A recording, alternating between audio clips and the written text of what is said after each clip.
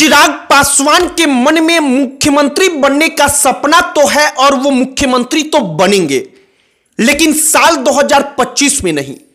तो सवाल उठता है कि कब और कैसे चिराग पासवान मुख्यमंत्री की कुर्सी तक पहुंचेंगे, वो क्या तैयारी कर रहे हैं और चिराग पासवान 2025 को लेकर एकदम शांत क्यों हैं।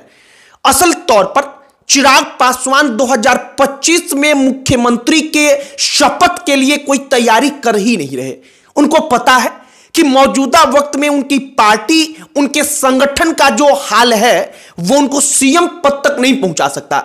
चिराग पासवान इसीलिए चुप हैं। 1 डिस्ट्रिक्ट 1 सीट चिराग पासवान का जो दूर का लक्ष्य है उसके लिए सबसे बड़ा कदम होगा।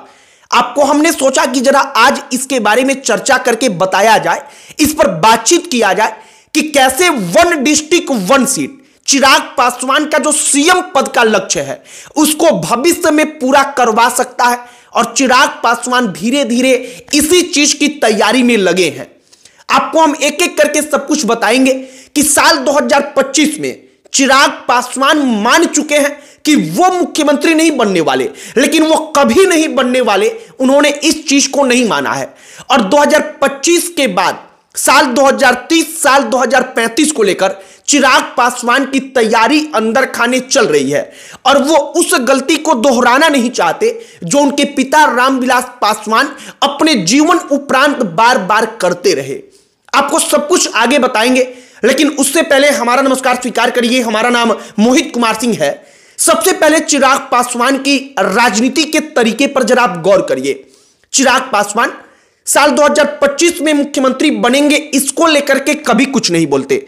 उनकी पार्टी सबसे पहले इस बात को कहती है कि 50 सीट से ज्यादा हमारी तैयारी है। इसके अंदर खाने एक और खबर निकल कर आती है कि 1 जिला और 1 सीट का टारगेट एलजेपीआर का है, लोक जनशक्ति पार्टी रामविलास का है। अब 1 जिला में 1 सीट मतलब यह कि हर जिला में 1 टिकट उनको एनडीए की तरफ से मिले। इस हिसाब से जो लोक जनशक्ति पार्टी रामविलास है वो मानकर चल रही है कि 38 से 40 सीट के आसपास हमको टिकट मिल ही जाएगा। अब उतना टिकट मिलेगा तो इसके बाद चिराग पासवान उस तैयारी में उतरेंगे और वो बार बार इसका जिक्र करते हैं कि हमारी कोशिश ये नहीं है कि हम कितने सीटों पर लड़ रहे हैं, हमारी कोशिश ये है कि अगर 10 सीट पर ही हम लड़ रहे हैं तो 10 में से हम कितना जीत जा रहे हैं। मतलब चिराग पासवान इस तैयारी में रहेंगे कि जितना सीट हमको मिले, जैसे लोकसभा में उनको 5 सीट मिला, वो 5 का 5 सीट जीत गए, उसी प्रकार से अगर उनको 40 सीट मिले तो अधिक से अधिक सीट, 35 सीट, 36 सीट, 38 सीट, जितना ज्यादा हो सके उतना वो जीत पाए। अब इससे क्या होगा, आगे आने वाले राजनीति में उनकी पार्टी को मजबूत करने की दिशा में यह बड़ा कदम होगा। जो राजनीतिक तौर पर बड़े बड़े पंडित हैं, विशेषज्ञ हैं, वो कहते हैं कि 2025 में सीएम की रेस से चिराग पासवान खुद को अलग कर चुके हैं। वो नीतीश कुमार और बीजेपी के ऊपर छोड़ चुके हैं कि जिसको मन उसको बनाइए, लेकिन भविष्य के लिहाज से वो तैयारी कर रहे हैं। तैयारी ये कर रहे हैं कि हर जिला में अगर एक एक विधायक उनकी अपनी पार्टी का हो जाएगा तो उस एक विधायक के आधार पर उस जिला में पार्टी को संगठन के तौर पर मजबूत कर लिया जाएगा। और मजबूत करने में 4-5 साल के अथक परिश्रम की जरूरत है, बेहद ज्यादा परिश्रम करने की आवश्यकता है।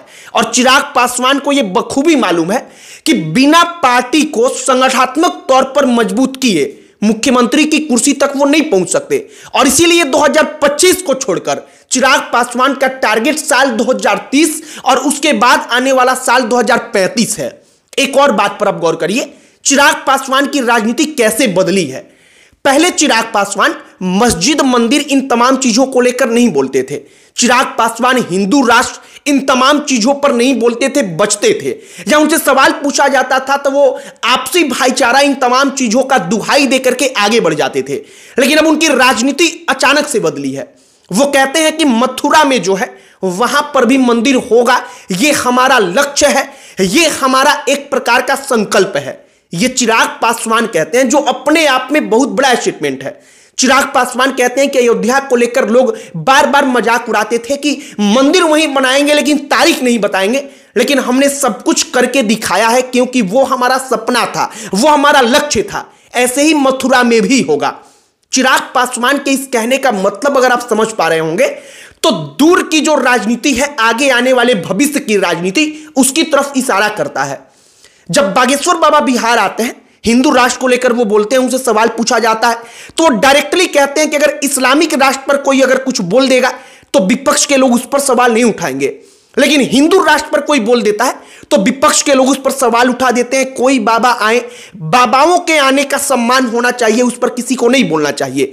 चिराग पासवान के ये स्टैंड भी अगर आप समझ पाएंगे तो आपको दिखेगा कि भविष्य की राजनीति की तरफ इशारा करता है।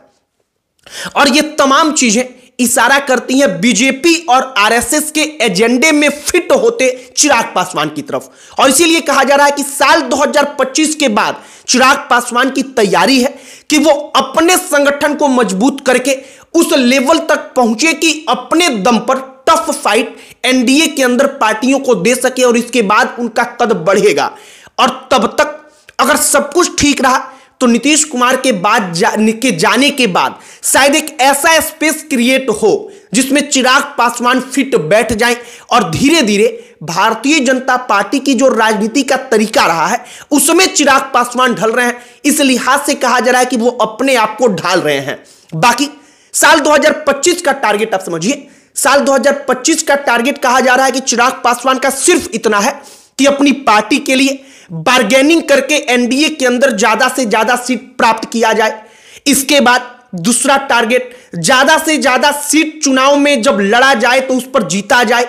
तीसरा टारगेट, जब विधायक जीतकर आ जाए तो इसके बाद जिस विधायक का जो क्षेत्र है वहां पर एनडीए में बीजेपी के, जेडीयू के या दूसरी पार्टियों के वोटर्स के भरोसे ना रहकर अपने पार्टी के संगठन को मजबूत किया जाए, अपना कैडर खड़ा किया जाए, पूरे बिहार में अपना कैडर मजबूत किया जाए।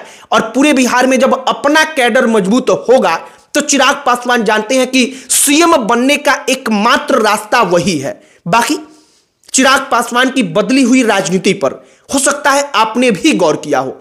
अब वो खुलकर औरंगजेब, मस्जिद, मथुरा में मंदिर बनेगा, इन तमाम चीजों पर बोलने लगे हैं, जो इशारा करता है कि वो आरएसएस के, बीजेपी के हिंदुत्ववादी पॉलिटिक्स के बेहद करीब हो गए हैं, बेहद करीब होते जा रहे हैं।